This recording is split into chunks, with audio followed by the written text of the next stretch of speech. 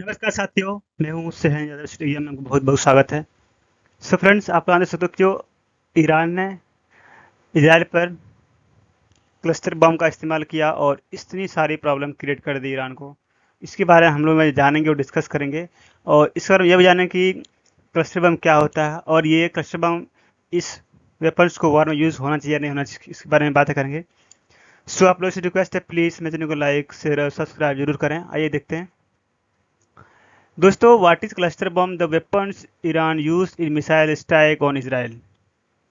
दोस्तों, इसराइल और ईरान में जो इस तरह का जो वॉर चल रही है, कंडीशनल वार चल रही है, कन्वेंशनल वार चल रही है, तो इसमें नया नया मिसाइल का यूज़ करके एक दूसरे पर अटैक हो रही है।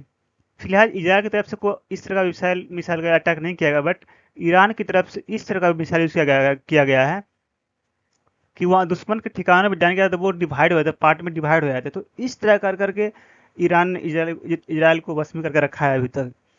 दोस्तों, the tension escalate as Israel reports Iran use of cluster munition missile against populated area, making a international around concerning development in the ongoing conflict. The attack on Yehuda scared bombells, raising international alarm due to the weapons' indiscriminate nature and long-term risks for civilians.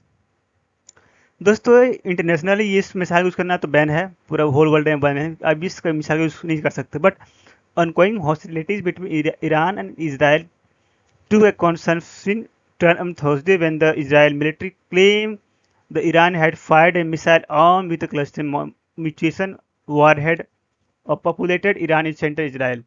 दोस्तों, Iran ने जो इस तरह का बम use करके Israel को जो कि इस घुटने पर लाया है, वो एक अजीब से बातें आ रही है।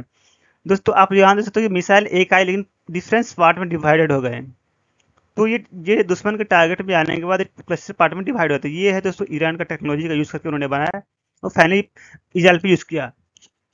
Iran smashes Israel military intel officer in Tel Aviv big attack after Beersheba strike.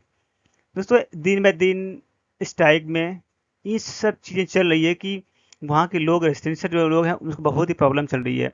बाकी यूनाइटेड स्टेट्स ने यह भी कह दिया है कि जितने भी ईरान में यूएस के हैं, सारे चले आए, वापस चले आए, क्योंकि युद्ध बढ़ने वाला है। तो रिपोर्ट में ये आ रही थी। ओके दोस्तों, हम जानें कि पहले जानें कि what is cluster bomb. Cluster bomb होता क्या है?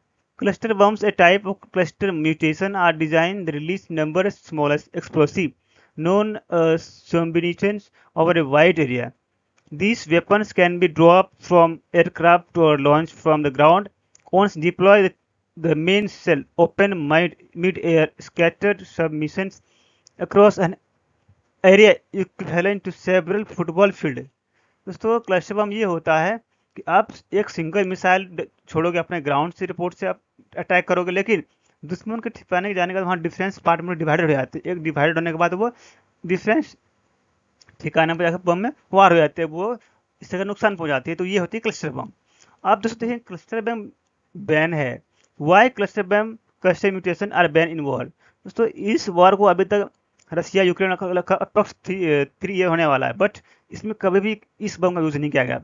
इस वॉर में बम का यूज़ नहीं किया गया, बट अभी जो है कि ईरान और इसराइल में स्टार्ट हुआ, जो स्ट्राइक स्टार्ट हुई, उसके बाद फिर दोनों ने वॉर कॉन्फ्लिक्ट घोषित कर दिया। उसके बाद से इस बम का यूज़ करना गया। दोस्तों, इस बम का जो cluster mutation have a long and consistent history.